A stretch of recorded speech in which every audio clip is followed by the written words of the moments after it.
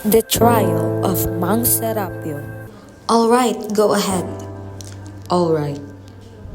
You are here to witness a trial for the crime committed by a beggar. We have caught red-handed Mang Serapio, one-eyed and hunched. Bring him at once. Bring in the accused.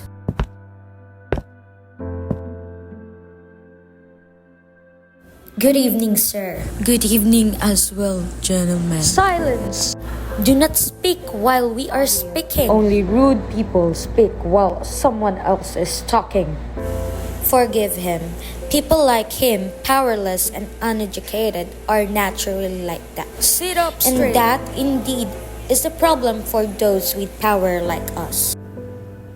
Mr. Serapio, did you sleep well? Yes, ma'am. Have you eaten? Yes. Have you washed your face? Good. You are well prepared for your trial.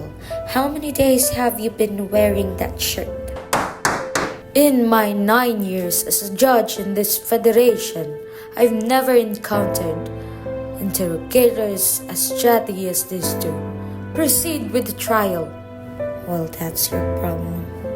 His crime is taking care of a child.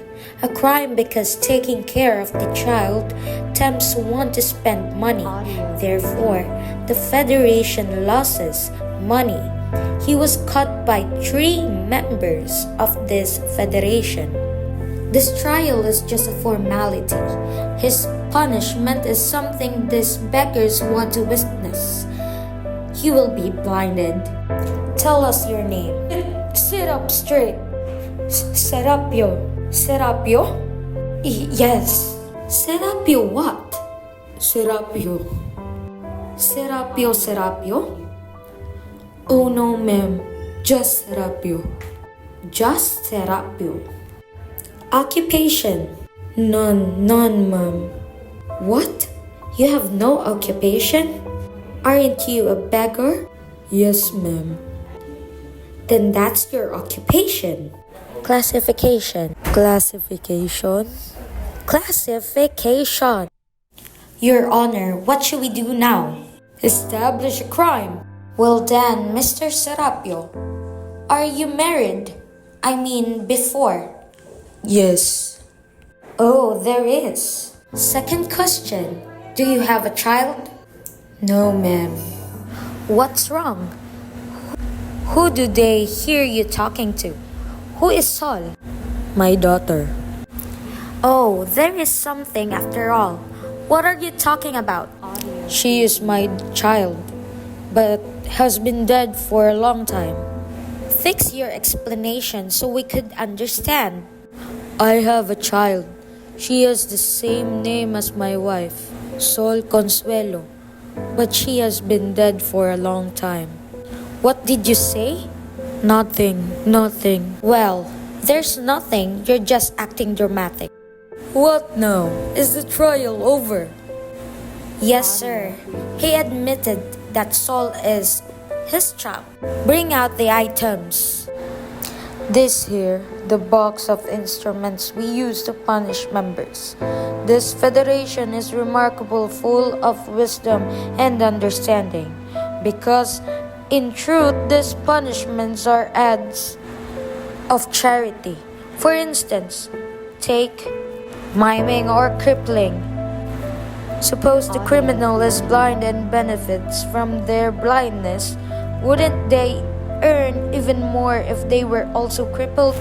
Blind and crippled, and not just them. The Federation benefits too, because their contribution to the Federation would increase. That's what I call an understanding punishment. Both the punishment and the punisher benefit. Here is the ice pick. If my child is truly, bring her here. You dare to desecrate her memory. That's enough, Mr. Serapio. Why must you meddle in the lives of others? Bring my child here if she is still alive, then blind me. We already sent Mr. Serapio earlier 2 members of the Federation to your hut to retrieve your child at the usual time you return. They're back now. Where are they? Well, where is the child? None. None? Didn't you go to his house? Yes, we did. You didn't find the child.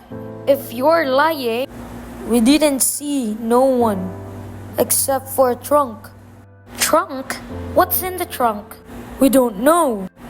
Old sakes. And you haven't opened it yet? Not yet because the trunk is locked. Is that so? Did you bring it? Yes. Then, in that case, take the trunk. Bring out the witnesses. I hope you're lucky with a story that's more believable than that. They've been watching for 2 weeks. They have evidence of your crime. They're lying. They're lying. Let's just see if they are the one lying. They will be punished, but if you're the one lying... It's you again. Yes. You're always the one deceiving others. This is just how life is. We're just defenders of the integrity of this federation, the guides and principles of this society. Were you the first to report this crime? Yes, sir. Well then, according to the laws of this federation, if they can prove the crime of the accused, they will have all of Mang Serapio's possession and 20% of his earnings. You cracks! Hold him! No one is allowed to act like that here. You should know how to respect this court. Move him there! Now, gentlemen of this honorable federation, please come up and tell us what you saw that night. We saw him on his way home carrying a greasy bag under his arm, glancing left and right, pretending to be found. We followed him to his house. We hid and overheard. Here, Saul. Eat now and wear your red dress later. Mr. Serapio, we accuse you of the crime of taking care of the child. Is that all the evidence you have? Yes, well, enough. Your evidence is lacking. And what other evidence do you need?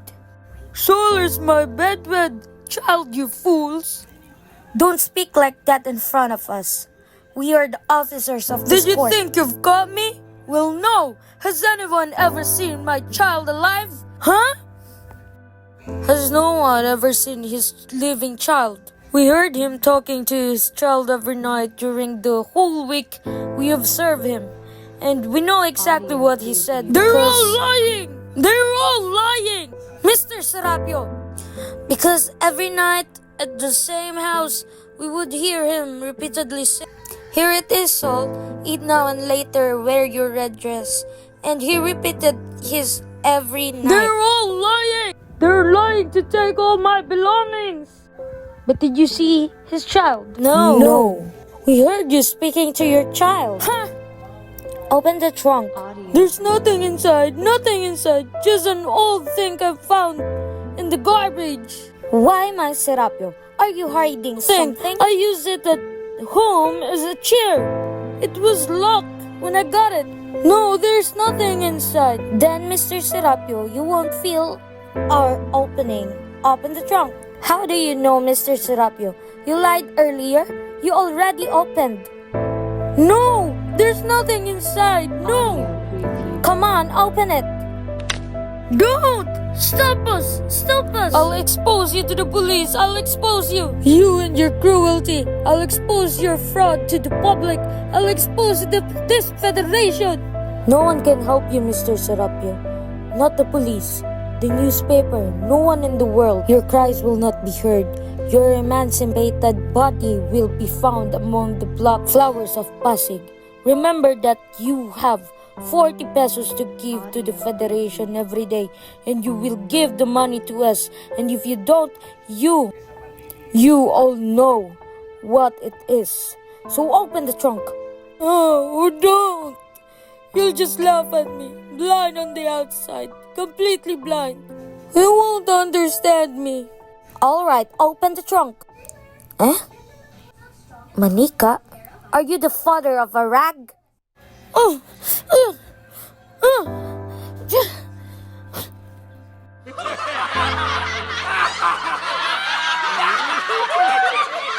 Enough! Hold him! Blind him!